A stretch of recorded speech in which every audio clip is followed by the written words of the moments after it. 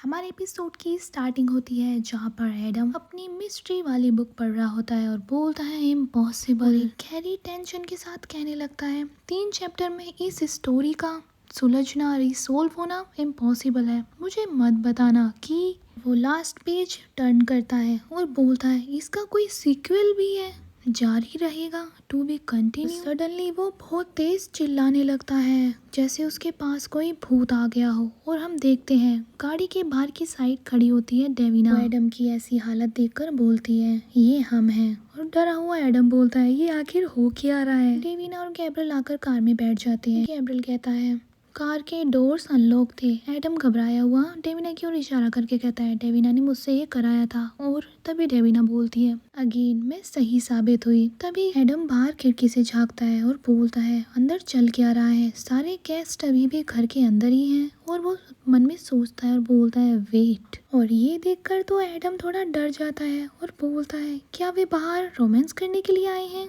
और डेविना बोलती है यहाँ पर सिचुएशन सीरियस है। एडम बोलता है बेशक स्थिति तो ऐसी होगी। यहाँ पर गैब्रियल जो सब कुछ समझाने लगता है माहौल को और कहता है एडम से ब्रतवा ने अपने महल को लॉकडाउन पर रखा है। डेविना बताती है हम नौकरों की पुरानी वाली सीढ़ियों के रास्ते भाग निकले। बेशक हमने बाहरी कैमरों से खुद को बचा लिया लेकिन किसी भी टाइम वो हमारे रूम को चेक करने के लिए वहाँ आ सकते हैं। पार्किंग की लाइट जल जाती है जिससे कारों को देखा जा सके कि कौन उसमें बैठा है। और तभी डेविना कुछ बोलने वाली होती है हमें और तभी गैब्रियल उसे अपनी ओर खींच लेता है और बोलता है नीचे झुको।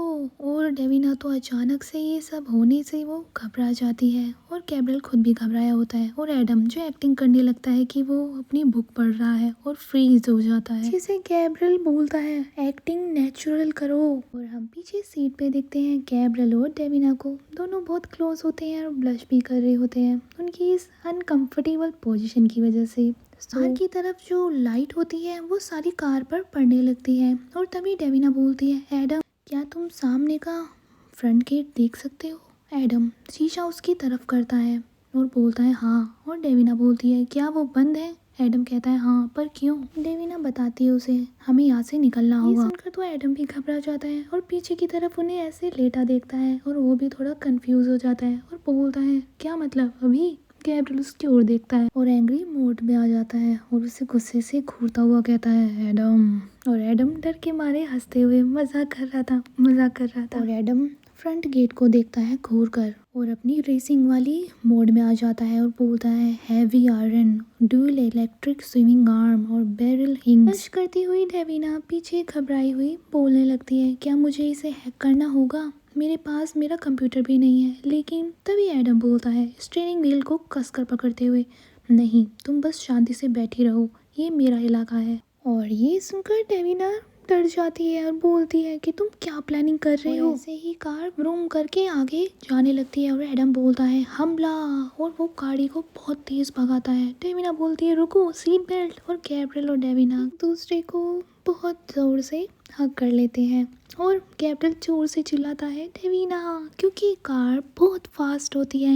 कार सर्व करते हुए साइड से निकल जाती है। एडम इतना ग्रेटेस्ट काम करने के बाद सांस छोड़ता है और स्माइल के साथ सीटी बजाता हुआ कहता है जरा सोचिए गेट पर इतना पैसा खर्च किया और जो सस्ती सी बाड़ लगाई है गेट के साइड में वो कुछ ज़्यादा ही घटिया थी। एडम पीछे देखता है और बोलता है पीछे सब ठीक है। और हम पीछे देखते हैं दोनों सीट से नीचे पड़े होते हैं और बेचारी डेविना जो बहुत ज़्यादा ब्लश कर रही होती है ऐसी पोजीशन पे। गैब्रियल जो एडम को घूरता है और अपनी इविल साइड के साथ कहता है मैं इसे जॉन से मार दूंगा। और डेविना मुंह भींचते हुए कहती है उससे भी ज़्यादा गुस्से में उससे पहले मैं डिजिटल दुनिया से इसका नाम मिटा दूंगी। एडम जो आगे फ्रंट मिरर से पीछे की तरफ देखता है पुलिस की गाड़ी की सायरन की आवाज़ आ रही होती है और बोलता है क्या मैं सही सोच रहा हूँ कि हम नहीं चाहते कि वो हमें पकड़े। गैब्रियल थोड़ा गुस्से में और ब्लश करता हुआ अपनी टाई को सही करते हुए कहता है बस हमें यहाँ से दूर ले चलो। और दोनों शर्म से लाल हो रहे होते हैं क्योंकि वो एक दूसरे के बहुत ज़्यादा क्लोज थे। आज सीन शिफ्ट होता है एनेक्स की तरफ जहाँ मिकी और well car racing video game खेल रहे होते हैं। मिकी बोलता है मैं तुम्हें लैप कर रहा हूँ। वेल ये करते देख घबरा कर बोलती है no no no. Finally Mickey जीत जाता है और वो उछलने लगता है बोलता है यस। और निको वेल को टीज करता हुआ बोलता है, वाओ वेल, क्या तुम इस तरह से मोड़ काटते हो? गुस्से में उसे चिल्लाकर कहती है, शट अप। निको बोलता है, अगर ये सब एडम देखता तो वो बहुत डिसपॉइंटेड हो जाता। और तभी कॉल की आवाज़ आती है और दूसरी ओर मिकी बोलता है, चलो दोबारा खेलें। और वेल की नज़र निको पे ही होती है और निको फ़ोन को देख के करके कॉल पिक करता है। कॉल गैब्रियल की होती है। गैब्रियल बोलता है फ़ोन पर, आज रात हम नहीं आएंगे। निको बोलता है, ओ क्यों? गैब्रियल आगे बोलता है, हमारी आखिरी ट्रेन छूट गई है। गाइस, ये उनकी कोड लैंग्वेज है, मतलब वो कहीं फंस चुके हैं। और वो आगे बोलता है, मिकी कैसा है? निको पीछे घड़ी में देखता है, उसमें 12:05 कुछ हो रहा होता है और वो बोलता है कि वो सो गया, जबकि मिकी तो खेल रहा होता है और वो थम्स अप करता है वेल की तरफ और वेल घबराई हुई दिखती है। दूसरी ओर मिकी जो रेस में खोया हुआ है और बोलता है, वेल तुम क्या ट्राई भी कर रही हो? वो थोड़ा धीरे बोलते हुए गैब्रियल से कहता है, लेकिन अगर तुम मॉर्निंग तक यहाँ नहीं पहुँची तो वो अपसेट हो जाएगा। गैब्रियल घबराया हुआ कहता है, हम पहुँच जाएंगे, तैयार रहो। निको बोलता है, जो कुछ भी तुम कराना चाहते हो बताओ। ये सुनकर गैब्रियल अपनी डेविल साइड के साथ थोड़ा सीरियस होकर कहता है, आज रात हमने एनिमीज बना लिए हैं। ये सुनकर निको की भी आंखें खुल जाती है। दूसरी ओर सायरन की आवाज़ आ रही होती है और बबुश्का कहकर उसका बॉडीगार्ड बोलता है, यही समय है। और हम देखते हैं याकोवलेना के घर के बाहर कुछ पुलिस की कार्स होती हैं। एक बॉडीगार्ड कहने लगता है, अदर फैमिली के हेड्स का क्या करना है? याकोवलेना बोलती है, उन्हें कानून के हवाले छोड़ दो।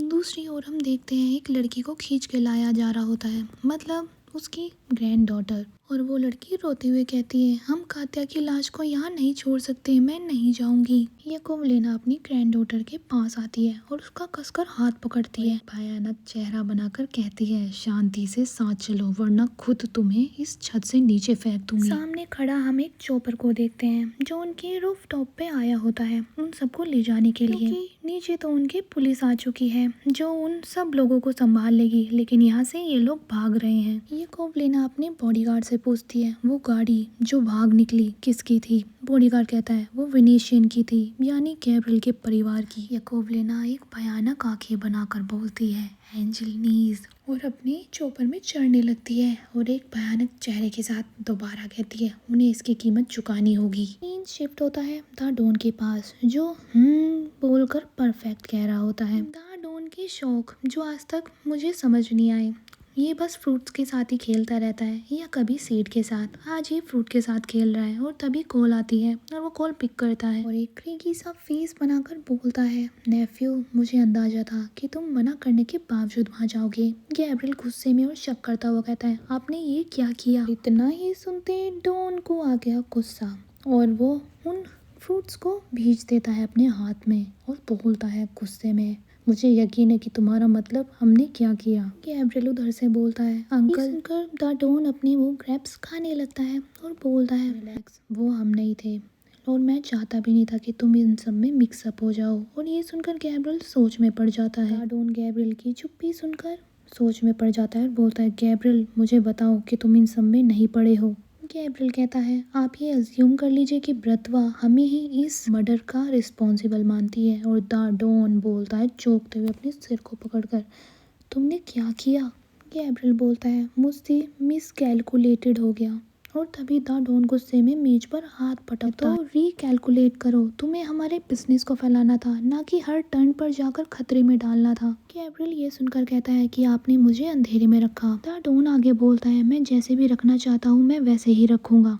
और फिर अपने माफिया वाले अंदाज में कहता है, उसकी ज़रूरत नहीं पड़ेगी, वेनिस आओ आज रात। गैब्रियल कहता है, मैं नहीं आ सकता। डॉन अपने माफिया मोड में कहता है, तुम्हें याद है ना ये शब्द, ये तुम्हारी वोकैबुलरी तुम्हारे नहीं है। ये सुनकर गैब्रियल अपनी हार मानता है और बोलता है, मैं मॉर्निंग तक वहाँ पर आ जाऊंगा। द डॉन बोलता है, फाइन, और हाँ गैब्रियल, अपने उन चमचों को लियोन में ही छोड़ देना। ये सुनकर गैब्रियल अपने दांत पीसता है गुस्से में और कंट्रोल करता हुआ बोलता है, मैं समझ गया। गैब्रियल बैड मूड में होता है और अपने फ़ोन को पॉकेट में रखता है और कहता है एडम से, प्लान चेंज हो गया है, मुझे चार्ल्स टी कॉल पर छोड़ दो। ये एक एयरपोर्ट का नाम है। एडम बोलता है, यस सर। और डेविना गैब्रियल की ओर देखती है। गैब्रियल जो खिड़की के बाहर देखते हुए अपना सर पकड़ता है और डेविना समझ जाती है और बोलती है, हम अपना रास्ता खुद ढूंढ लेंगे। गैब्रियल बोलता है दुखी होकर, मिक्की से कहना कि मुझे खेद है ना। गैब्रियल को अच्छा फील कराने के लिए उसके हाथ पे हाथ रखती है और बोलती है वह समझ जाएगा। गैब्रियल उदास चेहरे के साथ उसे देखता है और बोलता है उसे समझने की ज़रूरत नहीं होनी चाहिए। यानी मिकी अभी एज में बहुत छोटा है और उन्हें इन सब चीज़ों से गुजरना पड़ रहा था।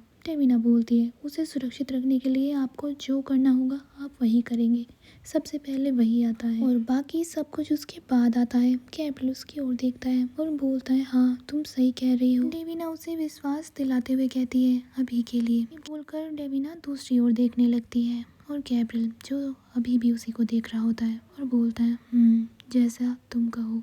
गैब्रियल इस फोटो में कितना हैंडसम लग रहा है। सीन शिफ्ट होता है। कार एनेक्स के पास पहुंच चुकी है। एडम डेविना से कहता है गाड़ी खड़ी है, निको और वेल पूरी रिपोर्ट मांगेंगे। डेविना उससे बोलती है घबराई हुई मैं उन्हें सब कुछ विस्तार से समझा दूंगी, क्या तुम अभी भी गाड़ी चलाने की हालत में हो। ये सुनकर एडम उससे बाय करता हुआ कहता है तुम मेरी चिंता मत करो, बस तुम ऊपर जाकर एक नन्ही सी जान मतलब मिक्की का ख्याल रखो। एडम वहाँ से कार के साथ चला जाता है। डेविना ये सुनकर आह भरते हुए मन ही मन सोचती है मिक्की भी बहुत ज्यादा डिसअपॉइंटेड होगा, उसे अभी भी सो जाना चाहिए था, लेकिन मैंने उससे प्रॉमिस किया था कि हम उसे गुड नाइट कहने के बाद ही जाएंगे, क्या मुझे उसे जगाना चाहिए। डेविना अपने ख्यालों में डूबी होती है। उसी दौरान एक हाथ उसकी तरफ बढ़ रहा होता है और डेविना उस खतरे को भांप लेती है और वो उस हाथ से बच के साइड में हो जाती है और उस हाथ को अपने हाथों के बीच लॉक कर लेती है और उसे खींचने लगती है और पीछे से आवाज आती है ये मैं हूँ और वो उसका हाथ बस ट्विस्ट ही करने वाली होती है। तभी डेविना को वो आवाज जानी पहचानी लगती है और वो मुड़कर देखती है और सामने लेविग्नी खड़ी होती है बुरी हालत में और डेविना बोलती है मैडम लेविग्नी, और वो अपने मन में हैरानी से सोचती है हमसे पहले यहाँ पहुँचने के लिए उन्हें यहाँ बहुत तेजी से निकलना पड़ा होगा। डेविना चौंकते हुए घबराई हुई उसकी ओर देखकर कहती है आप पुलिस से बचकर यहाँ कैसे पहुँची। लेविग्नी शांत और ठंडे अंदाज में बोलती है पुलिस मेरी अपनी ही है। ये सुनकर वो मन ही मन में कहती है उसने पुलिस को खरीद रखा है, क्या ये हाल ही में ही उसने विकास किया है अपना। और डेविना लेविग्नी से कहती है हम केवल खुद को बचाकर निकल पाए। लेविग्नी उसकी बात काटते हुए कहती है इसे बचाकर रखो, मुझे तुम्हारी ज़रूरत है। तभी डेविना बोलती है अभी समय नहीं है। लेविग्नी घबराई हुई कहती है लुइस को उठा लिया गया है। और ये सुनकर डेविना चौंक जाती है और पूछती है कब।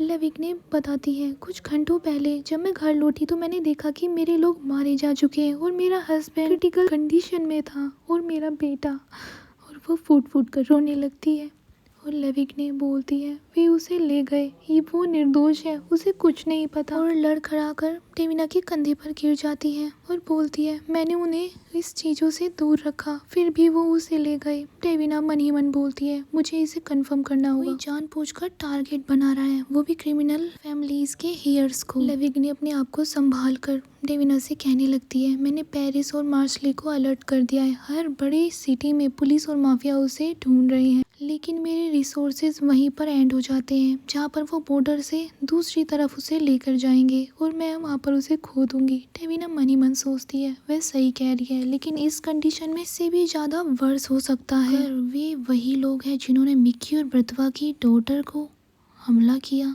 तो फिरौती में उन्हें कोई दिलचस्पी नहीं है। ये सब सोचकर तो डेविना की हालत भी खराब हो रही होती है। डेविना घबरा कर उससे कहती है हो सकता है कि वो उसे सीमा पार ले जा चुके हूँ। लेविग्नी घबराई हुई कहती है मैं इस कंडीशन को समझती हूँ, लेकिन मैं ये भी जानती हूँ कि तुम क्या कर सकती हो। और वो कांपने लगती है और बोलती है चाहे तुम्हें सिर्फ उसकी डेड बॉडी मिले या फिर सिर्फ वे कमीने जिन्होंने उसे उठाया है। लेविग्नी गुस्से में अपने दांत पीसती है और एक डरावना चेहरे के साथ कहती है उन्हें ढूंढो, मेरे बेटे को ढूंढो।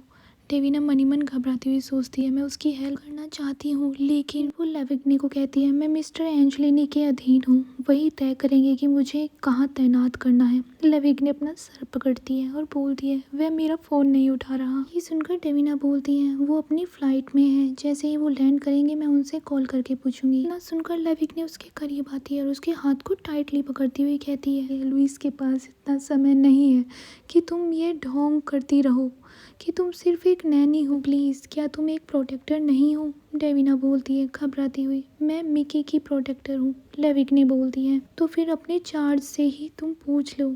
लेविग्नी गुस्से में बोलती है मिशेल से पूछो और मैं गारंटी देती हूँ कि वो तुम्हें लुई को ढूंढने के लिए कहेगा। डेविना उसकी बातों को समझती हुई मन में सोचती है, वो आधी बात सही कह रही है। मैंने मिकी को ऐसी कंडीशन के बारे में बताया तो वो लुई को बचाने के लिए निकल पड़ेगा। ये सब सोचने के बाद डेविना लेविग्ने से कहती है, अगर इससे मिकी की सुरक्षा में कोई भी आँच नहीं आती है तो मैं शायद आपकी। और तभी पीछे से आवाज आती है, क्या यहाँ पर कोई प्रॉब्लम है, क्या मदद की जरूरत है। तभी लेविग्ने निको को देखकर भड़क जाती है और बोलती है, तुम यहाँ पर इंटरफेयर करने वाली कमीने। और तभी डेविना लेविग्ने को शांत करने के लिए उसका हाथ पकड़ लेती है और निको से कहती है, हम ठीक है, हम बस ऊपर ही आ रहे थे। निको डेविना को वहाँ से हटा देता है। गुस्से वाले मोड के साथ लेविग्ने के सामने खड़ा हो जाता है और बोलता है, गुड, हम जरा बातचीत करेंगे। डेविना झिझकते हुए कहती है, ये वह नहीं है। निको गुस्से में बोलता है, जाओ डेविना, और पीछे मुड़कर उसकी ओर देखता हुआ कहता है, मिकी तुम्हारा वेट कर रहा है। और ये एपिसोड यहीं पर एंड हो जाता है और लिटिल मिकी अपने रूम में वेट कर रहा होता है, वो सोया नहीं होता है। सो गाइज, आपको ये एपिसोड कैसा लगा आप ये कमेंट में ज़रूर बताना और फेवरेट पार्ट भी बताना। Thank you so much and bye.